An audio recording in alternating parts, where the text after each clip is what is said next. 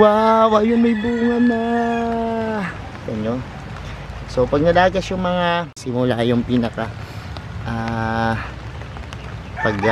sibol ng ating kamatis pala. Talong pala wala pang bunga, no? Ayan, dito tuloy ako. Sunod na po dyan ating bulaklak, halimbawa. Susunod yan, ito na, tutubuan na. Everyone, this is Sir Sinabi ni Dino Park in Eco Garden and welcome back sa ating YouTube channel. And for today's video, tuwan-tuwa ako ngayong araw na to kasi tingnan nyo naman yung gulayan natin, napakalash na at ang lalaki na ng mga tanim natin, ano? At hindi lang yan, kasi nung last time pinakita ko sa inyo na namulaklak na, pero this time yung update, namunga na po siya.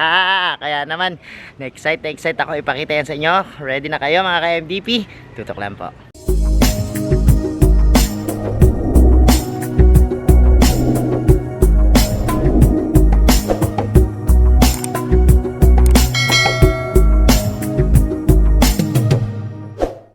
And we're back mga ka-MDP at ngayon nga po, ayan, pupunta tayo dito sa gulayan natin. Pakita ko sa inyo yung mga updates, ano, at talagang naglalakihan na to, no. Siguro mahigit na 1 buwan yung nakakaraan nung itanim natin to, pero ngayon ang ganda na ng development. Tara, pakita ko yung mga tanim nating gulay, kung ano nangyari sa kanila. And eto na nga po, mabilis lang talaga dumami yung mga damo sa paligid, pero inaalagaan naman namin yan ng bunot, ano. So ang ginagawa natin, ayan, nilalagyan namin ng mga compost tsaka lupa, ano, dinadagdagan natin para tumaas, hindi magtubig yung mga gilid ng ating mga gulay. Tingnan nyo naman ang bulaklak. Actually, kung mapapansin nyo, may mga butas-butas dahon ng okra natin, ayan, oh, look, ayan, oh. Pero ini-sprayan namin yan ng hindi insecticide. Minsan gumagamit kami ng cinnamon, minsan naman po yung mga dinikdik ng ng malaiba, o yung eto yan, ganyan. So yun yung aming panlaban sa insekto. Pero sabi ko nga po, itong mga gulay natin, gusto ko organic talaga, yung walang halong chemical yung kanilang mga ilalagay sa kanila. Ayan, nag-uulan na naman, pero bago umulan, bilisan na natin. Tingnan natin, ang daming bulaklak ng mga talong natin. Diyan nagsisimula yung pinaka sibol ng mga bunga, tulad po nun sa mga kamatis. Ayan, ang dami po nating mga bulaklak, no, na nakikita kayo dyan. Tapos nagulat ako kasi wow, ayun may bunga na. Okay.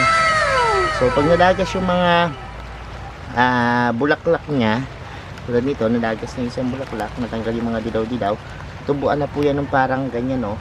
Yan, maliit na bunga. Tapos yun na po susulpot yung kanyang mga ano. Tinulukuran po namin siya kasi bumababa. Naku, ayan, malakas ulan. Wait na muna, papasok muna tayo at pumunta tayo sa greenhouse. Paabutan tayo, no. Grabe, naglilipid sila dito. Mamaya papakita ko naman sa inyo, or susunod natin vlog, itong ating ginagawang preparasyon dito sa greenhouse. So lakas ng ulan, pero malakas lumaki yung mga gulay kapag ganyan na nag-uulan. Balikan natin mamaya pagtigil ng ulan yung ating mga gulay. Yan, siguro pahinain lang muna natin at baka abot tayo, may bagyo ngayon, bagyong nan.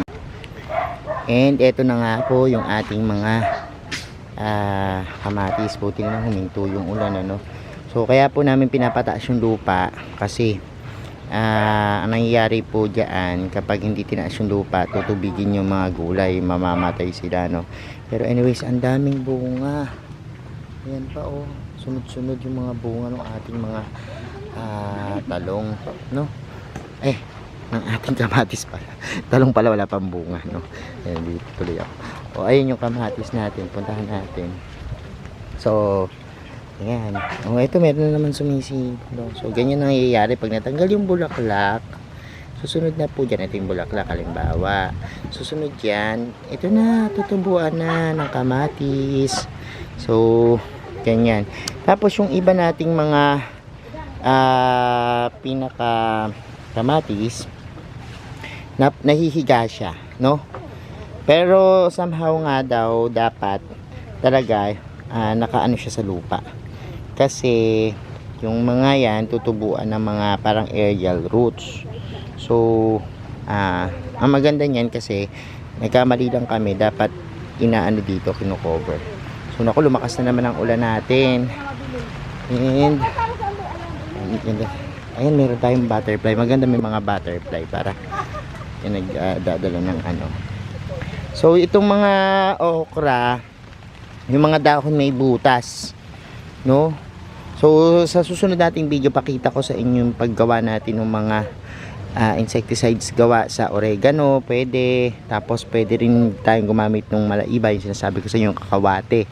So yan yung mga ginagamit namin dito. Kabilin-bilinan ko, wala kaming gagamitin na fertilizer dito na chemical. And even yung mga pesticide and insecticide para fresh na fresh yung ating mga gulay, no? So ayan, and ang lalaki na nila. So ito, humiga na yung mga iba kasi normally sa mga talong ganyan eh. Merong iba pinuputulan sila, pero ako kasi gusto ko kuha muna tayo ng bunga tsaka na tayo mag-trim. Pero may mga ganyang method, no, na pwedeng putulan sila. Minsan nga merong nagtatanim galing sa stem, no, yung pinaka stem ng kamatis pwedeng itanim, ano, tutubo, no. So pwedeng i-trim sila. And ayan yung ating isa sa pinaka magandang nangyayari ngayong araw, no. Ito gulay natin talaga namang yan, nagsipaglakihan na dito sa ating vegetable gulayan garden dito sa ating backyard. Ayan, and yan po.